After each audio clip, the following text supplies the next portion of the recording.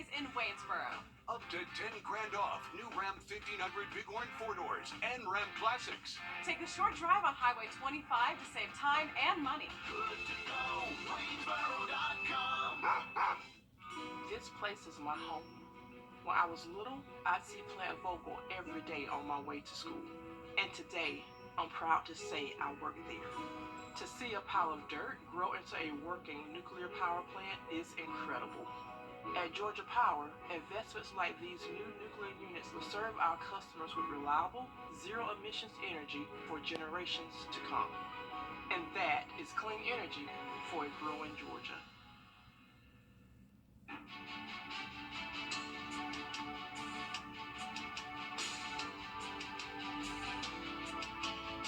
Hi, Suzanne Lily Honeymichael here with Wrdw Floors and More.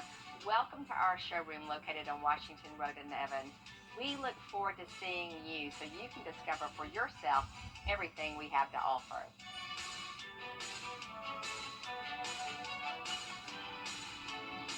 Wrdw Floors and More. So much more in store for you. My Alzheimer's died. Half off regular size classic slushies. Big city selection with hometown prices. Plus, every pre-owned vehicle is backed by J.D. Power's Platinum Warranty. Choose the exact vehicle you want and we'll deliver it within 500 miles. Take a short drive on Highway 25 to save time and money.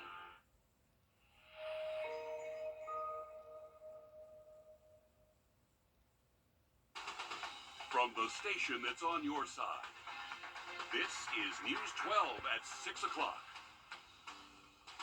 It is Augusta's biggest downtown party of the year, and it's happening right now. From the craft to the food to the fun, we're live at Arts in the heart of Augusta. And that's not all. We're also live at this week's Under the Lights Game of the Week, plus the face-off between Harlem and Aquinas. Hallie Turner's also standing by with the sights and smells for us from Arts in the Heart. We've got our News 12 live team coverage kicking off tonight with our Riley Hale. He's over at SRP Park for Border Bash. A very busy weekend, Riley, and all we need is some good weather. A little bit. Looks good. We need to see a tight spiral all the way to center field for Riley Hale. He looks good with that ball in his hand. Yeah, there. you can see it for miles with that reflector on it. QB material right there. One of our top stories tonight and one of the biggest events of the year, Arts in the heart of Augusta. The finest local craft and food vendors, plus ones from out of state, all packed downtown along with some pretty great food selections to choose from. And as we speak, thousands are flocking to downtown Augusta for night one of this event. That's where we find Hallie Turner. So, Hallie, what have you seen out there so far? Well, there's a ton of vendors out here, from purses, people who make purses, leather purses, whiskey barrels, all of that, and artists. But what people are really telling me that they're here for is the food. And I've been walking around, and actually, this family just got some food. So can you tell me your name? Stephanie. All right, Stephanie, where did you get your food from? From Latin America. Okay, and when you guys come out to Arts in the Heart, are you here for the vendors or are you here for the food? For the food. Okay, so what is this? This is, I call it chicken on a stick. Okay, well, can you give us we're going to give you a live taste. Stephanie's going to take a Night and tomorrow, but we'll take a look at that rain moving in Sunday in just a little bit. Looks good. We need to see a tight spiral all the way to center field for Riley Hale. He looks good with that ball in his hand. Yeah, there. you can see it for miles with that reflector on it. QB material right there. One of our top stories tonight and one of the biggest events of the year, Arts in the heart of Augusta. The finest local craft and food vendors, plus ones from out of state, all packed downtown along with some pretty great food selections to choose from. And as we speak, thousands are flocking to downtown Augusta for night one of this event. That's where we find Hallie Turner. So, Hallie, what have you seen out there so far? Well, there's a ton of vendors out here, from purses, people who make purses, leather purses, whiskey barrels, all of that, and artists. But what people are really telling me that they're here for is the food. And I've been walking around, and actually, this family just got some food. So can you tell me your name? Stephanie. All right, Stephanie, where did you get your food from? From Latin America. Okay, and when you guys come out to Arts in the Heart, are you here for the vendors or are you here for the food? For the food. Okay, so what is this? This is, I call it chicken on a stick. Okay, well, can you give us we're going to give you a live taste. Stephanie's going to take a good bite out of it. Like, don't react real quick, but like, give us like tell us what it's like. All right, here we go. Oh, yeah. Oh no. Oh, is it good? It's good. Oh, that's good. Okay, and your husband, even though he doesn't want to be on TV, tell me what did you get? I don't know what you're going. But is it good? Give us a bite. Give us a real crunch. Big crunch. Yum. Very good. It's good. Okay, well, thank you guys. much. Enjoy your food in peace.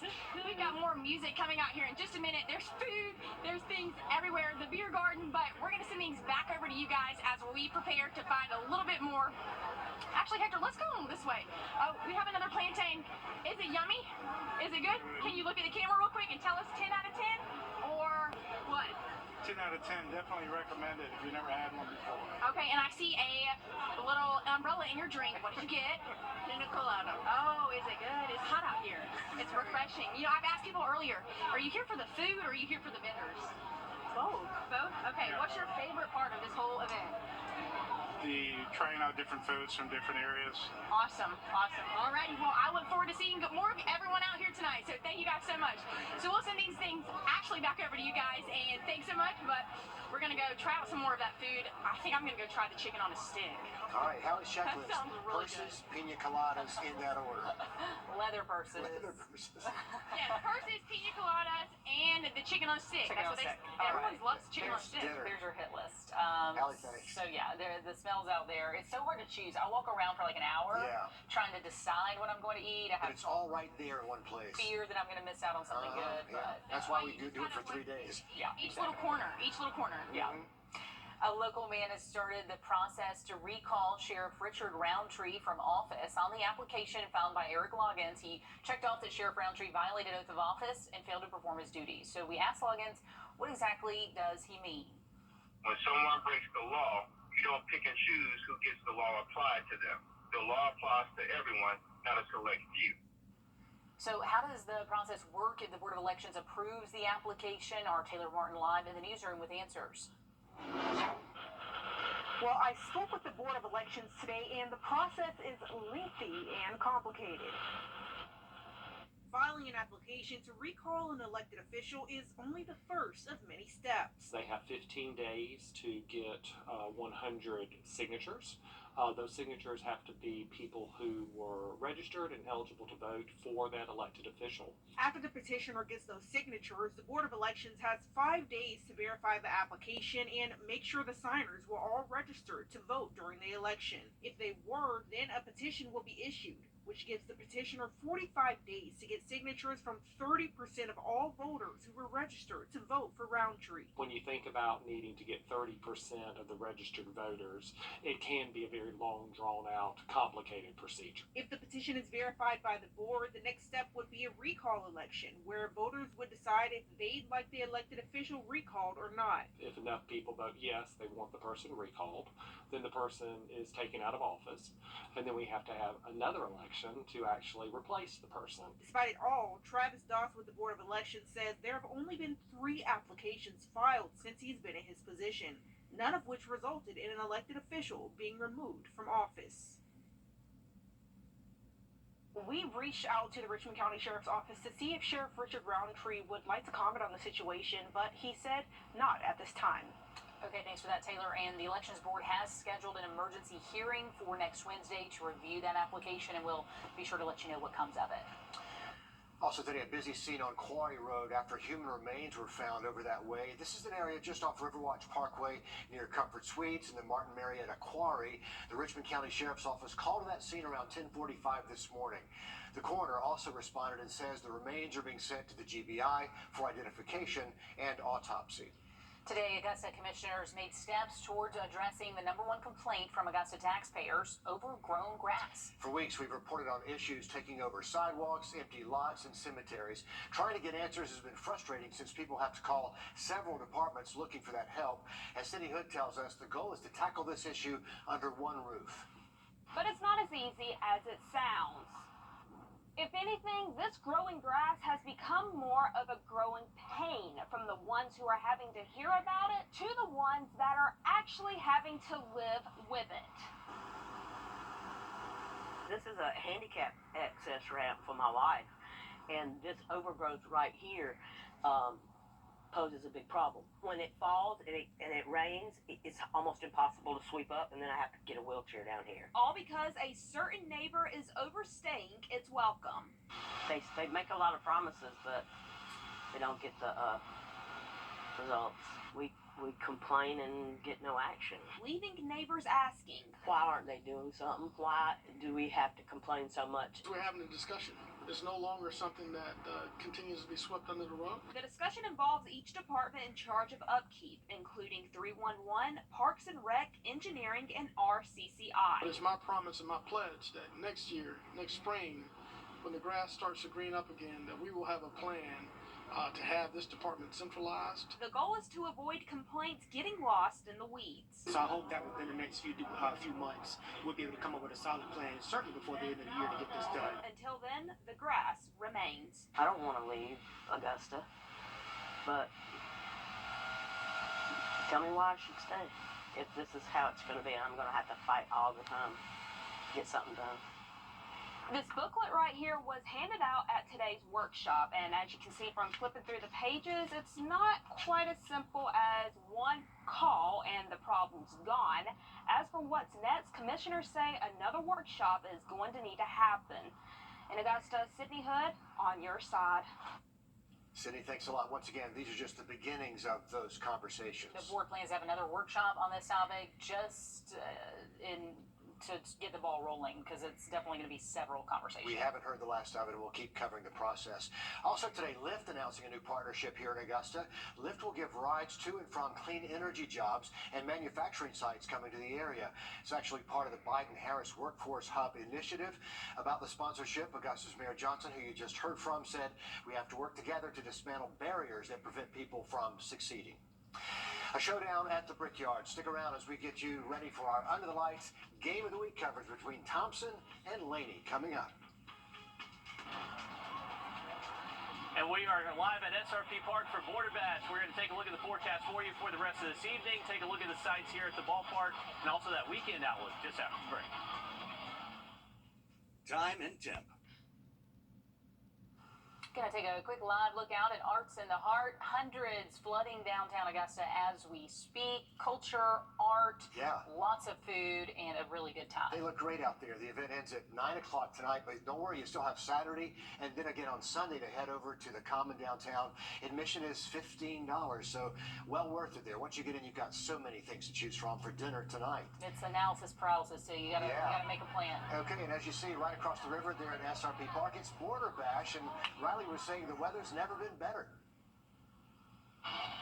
Looking fantastic. We're going to wake up low 60s, upper 50s, and those highs should remain below average in the low to mid 80s.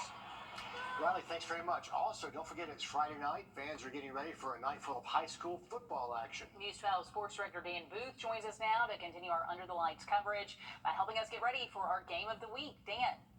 Happy Friday night, everybody. The people have spoken, and boy, did you pick a good one. Our Under the Lights Game of the Week for Week 5 is a massive game between the defending Class 2A state champion Thompson Bulldogs and the Laney Wildcats. News 12's Alyssa Lyons joins us live from the Brickyard ahead of the game between two teams who have certainly done a lot of winning over the past couple of seasons. Listen, Dan, I gotta air some grievances. I went all the way around this complex, and I haven't seen any tailgaters. Thompson, your tailgate game is weak. I'm trying to find the best tailgate as I'm out here, and I don't see anybody. But one thing that won't be weak is this game, because if it's anything like last year, Thompson will walk away with a win by 1. Now, that game was ruled by special teams, which is exactly what Michael Youngblood says will win this game tonight. Last year, the Bulldogs' Storm Hunt returned a punt for a 45-yard touchdown, which helped them pull off the dub. These two programs are historical giants that come with a legacy of winning. With that tradition, Coach Youngblood says it can be a burden too. Tonight, there's an added level of excitement. I feel like the hype around their program and also the hype around our program has it where, you know, everybody's excited to see and look what's happening. You know, are we for real? Are they for real? You know, that's the kind of vibe that you're getting. Everybody wants a shot of it, and you got to make sure you go defend your turf. Well, the Dogs will be able to defend their turf starting at 7:30. Dan, I'll have post-game reaction coming up at 11. Thank you, Alyssa. Because of the coaches involved, you know it's going to be a really fun chess match to watch tonight. Stick around because our Under the Lights coverage continues in just a few minutes by checking in on the Harlem Bulldogs ahead of their matchup with Aquinas. We'll be right back after this quick break. First Alert Radar, powered by Jim Hudson Lexus Acura Cadillac. Georgia episode starting Sunday after 60 Minutes on CBS. On your sideline, sports brought to you by the Hawk Law Group. Rivalries come in all different shapes and sizes. Some have a great deal of history, like Border Bash between Georgia and South Carolina, while others are seemingly crafted out of nowhere, like Harlem and Aquinas. News 12's Nick Veland joins us live from Harlem High School, where the Bulldogs' roller coaster of a season continues tonight against another tough opponent. Yeah, Dan, you hit the nail right on the head there. The Bulldogs have not had an easy start to their season. 4 non-region games that were all close and competitive. The last 2 losing by less than 1 possession. But the Bulldogs aren't letting this heartbreak hold them back. Goal number 1 is to win every game you play. So to say that, we weren't disappointed with losing those games would not be accurate. I mean, we were.